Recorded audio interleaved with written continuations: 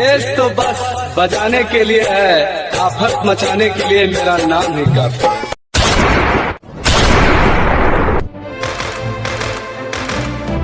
दीपक सिंह छपरहिया। कहा जाता है दोस्तों कि माता के दरबार में नूर मिलता है, माता के दरबार में सुर मिलता है। कहा जाता है दोस्तों कि माता के दरबार में नूर मिलता है, माता के दरबार में सुर मिलता है, और माँ के दरबार में जो भक्त आता है उसे कुछ ना कुछ ज़रूर मिलता है। जय माता दी। Hi guys, welcome back to my channel DK pictures Bhojpuri. My name is Deepak Singh Chhaprahiya. फिर से स्वागत करता हूं दोस्तों अपने ही चैनल डीके पिक्चर्स भोजपुरी में। और दोस्तों हाजिर हूं आप सभी के लिए एक बहुत ही ज़बरदस्त वीडियो लेकर। दोस्तों दुर्गा पूजा की ढेर सारी शुभकामनाएं आप तमाम भारतवासियों को। नवरात्र के शुभ अवसर पे दोस्तों प्रोग्राम भी रखा गया है, स्टेज शो, लाइव सिंगिंग होगा। तो आइए वीडियो को हम लोग करते हैं स्टार्ट।